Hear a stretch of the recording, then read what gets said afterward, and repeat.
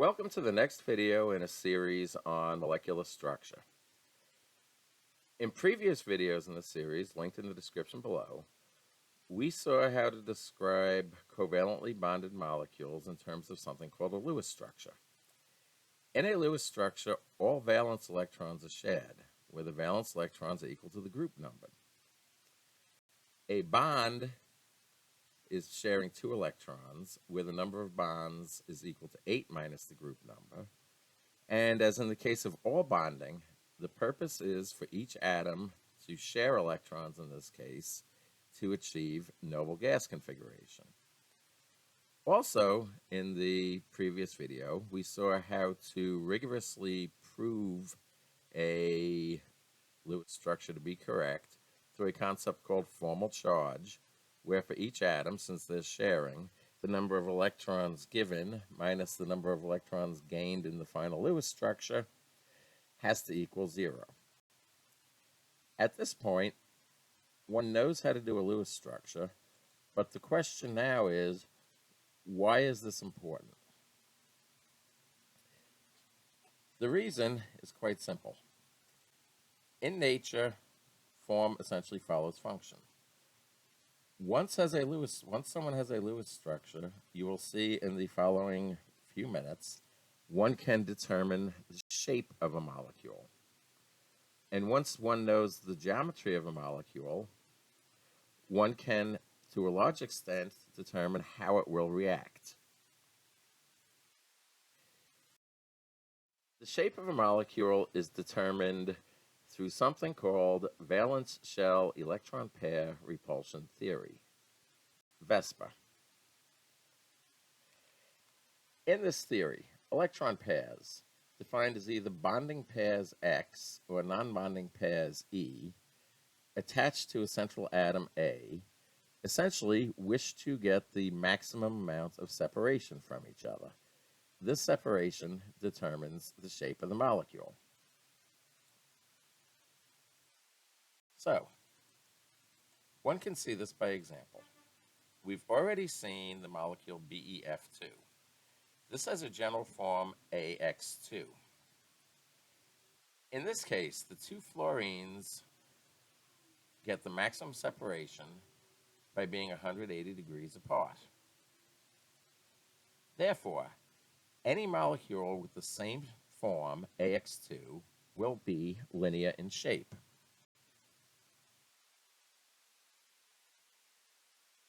Using another molecule that has been shown before, BH3. Anything of the general form AX3, as originally drawn, is actually incorrect because it is not symmetric. You have 180 degree separation between 2 hydrogens and 90 degrees the other way around. In reality, anything with this form AX3 is going to be evenly distributed, with each X, each hydrogen in this case, being 120 degrees around in the circle. Looking at this shape, the 3 hydrogens form a triangle, and the molecule itself is flat and 2-dimensional, so anything with the form AX3 will have a geometry of trigonal planar.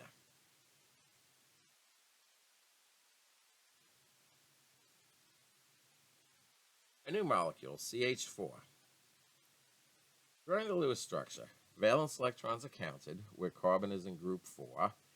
Each hydrogen contributes 1 electron, so there's a total of 8 electrons. Carbon can form 4 bonds. Hydrogen on the end of each takes care of all 8 of the electrons. So the Lewis structure is complete. As drawn, this structure is flat. It forms a square with 90 degree separation between each hydrogen. However, we do not live in a flat universe, and this is not the maximum separation possible. What actually happens in anything that looks like methane is that the molecule twists. You have 2 hydrogens spread out to the left or the right, The other two hydrogens twist so that one now points forward out of the screen, and the other one points backwards behind the screen. This gives an even separation to a larger degree of now 109.5 degrees. This forms something similar to a child's jack. Technically speaking, anything with the form AX4, such as methane, is going to form a tetrahedron and will be tetrahedral in shape. Another new molecule, arsenic hydride, indicative of the form AX5. During the Lewis structure, arsenic is in group 5. 5 hydrogens each give 1 electron to give a total of 10 electrons. In this structure, the first 3 hydrogens will form a triangular base, 120 degrees separated. The other 2 hydrogens will stack one on top, one on the bottom. Each one of those will now define a pyramid.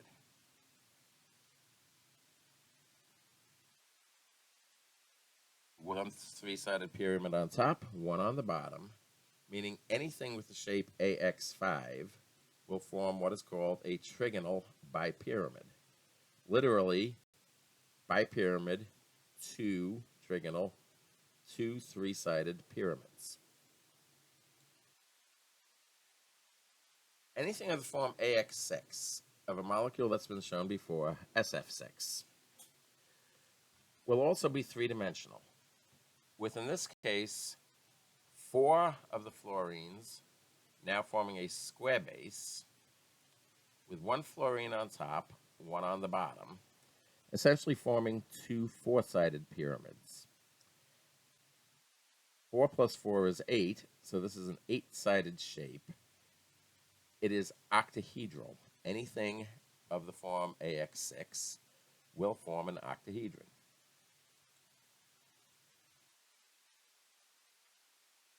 Looking at another type of compound, ammonia. Nitrogen in group 5 can form 3 bonds. At first glance, just looking at the formula and not completing the structure, one might be tempted to say this will look a lot like BH3.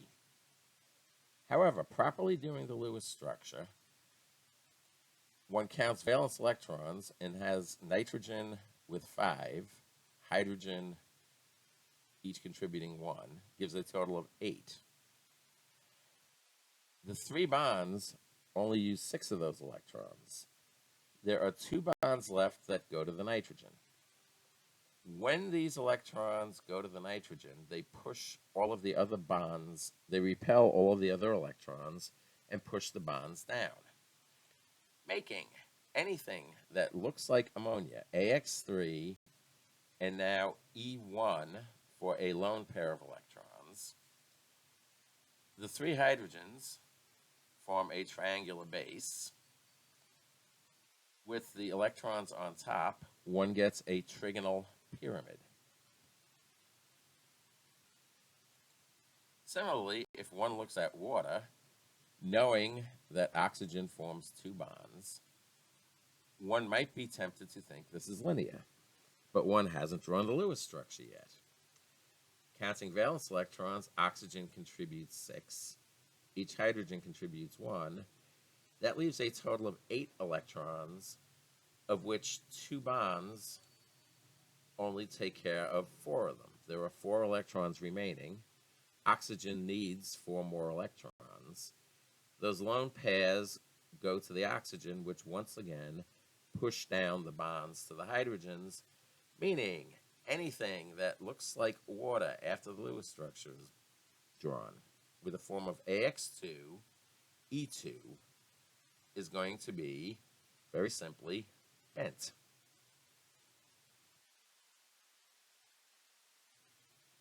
These forms are important to remember to understand how an atom or a molecule will react. The first thing we look at is, once again, the nature of the covalent bond to determine how something will react. I have hydrogen, or I have chlorine. As you notice, each one of them has an unshared electron. So when they bond, those two unshared electrons will come together to form the covalent bond. In this case, I have homonuclear bonds, meaning an H with an H or a chlorine with a chlorine. The electrons are equally shared. However, if I have a heteronuclear bond, let's say between hydrogen and chlorine,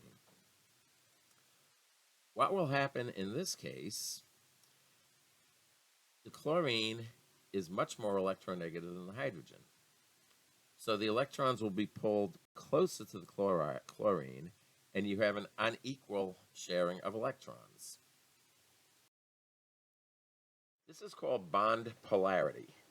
It occurs in heteronuclear bonds. In the case of HCl, the electron density is drawn closer to the more electronegative chlorine, and what develops is called a dipole. Literally, two poles, a positive end and a negative end, where the lowercase delta, del, indicates what's called a partial charge. This is not ionic. It is essentially an uneven distribution of electrons. Dipoles also act as vectors. They have magnitude. The difference in electronegativity gives the size and strength of the dipole. They also have direction, as in the dipole will point towards the more electronegative element. In a molecule, polarity can be determined by looking at how the dipoles interact with each other. With the now familiar BeF2, it's obvious that fluorine is more electronegative than beryllium. However, with one fluorine pulling to the left and another one pulling to the right, these dipoles will cancel out, so BeF2 is not a polar molecule. BeFCl, on the other hand, chlorine is more electronegative than beryllium. Fluorine is more electronegative than beryllium. It's also more electronegative than chlorine. So in this case, the dipoles do not cancel. I now have a polar molecule where the electron density is being pulled towards the fluorine. Molecular geometry actually makes determining polarity simple. You will note in both cases, I have the form AX2, which is linear.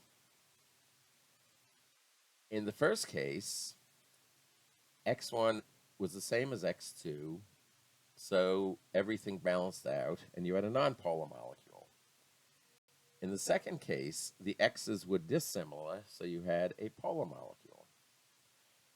Essentially, when drawing the Lewis structure and determining the geometry of the molecule, if a molecule is perfectly symmetric, it will be nonpolar. If it has any asymmetry, it will be polar. So, looking at other known molecules, for example, water.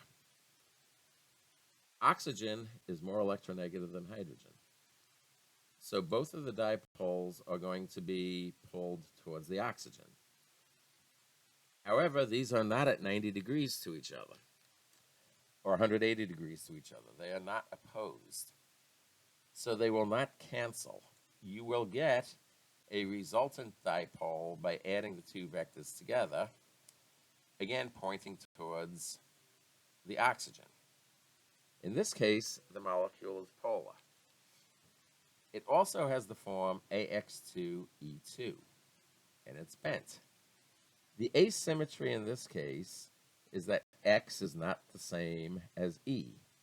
Anytime you have an an unshared pair of electrons, the molecule is going to be asymmetric and it's going to be polar. So to review, in order to be nonpolar, all of the X's have to be identical, and there can be no unpaired electrons, no E in the form shape. The reason why this is important is it leads to an understanding of reactivity.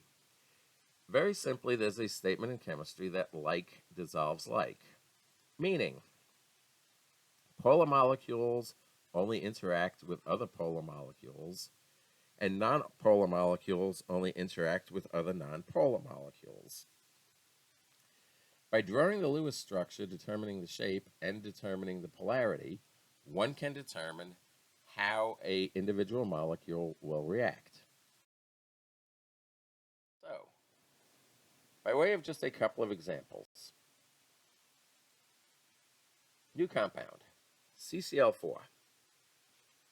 Carbon gives 4 valence electrons, each chlorine gives 7, leading to a total of 32 electrons. Carbon forms 4 bonds with a chlorine on the end of each bond. Those 4 bonds will take away 8 electrons, leaving me with a total of 24 electrons. To make an octet, each chlorine with 1 bond needs 6. That uses up all of my 24 electrons. So here's my Lewis structure. I look at this structure, and CCl4, as drawn, has the general shape AX4, which says it's tetrahedral. Also, as all of the X's are the same, it is completely symmetric, so this molecule will be nonpolar. To emphasize, this is even though there is a strong dipole pointing towards the chlorines, each of those dipoles are evenly separated in the tetrahedron by 109.5 degrees, so therefore they are all going to cancel.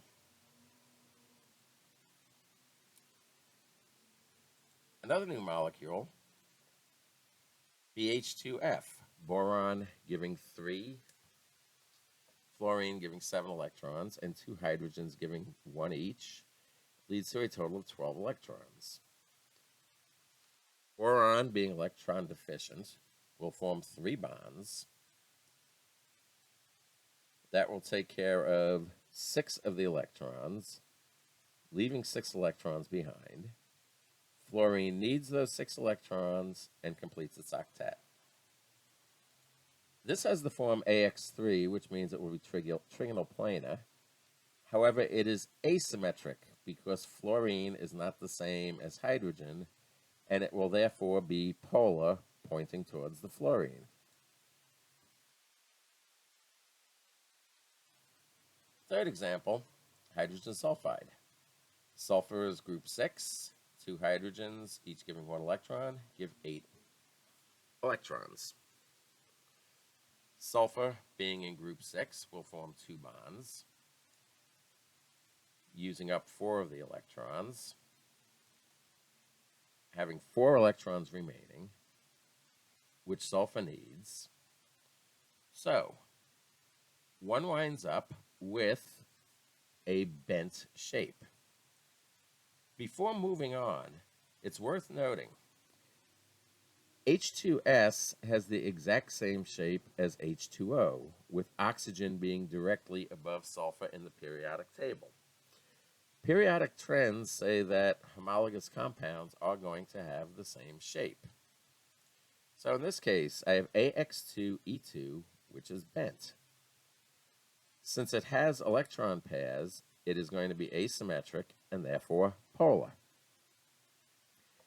So, with Lewis structures, one can determine what shape an electron has. Knowing that shape and looking for symmetries, one can determine whether that molecule is polar or nonpolar. In the next video in this series, linked below, you will see that knowing the shape of the molecule also tells you exactly how the covalent bond forms and how the molecule is assembled. Once again, thank you for listening, and I hope you found this useful.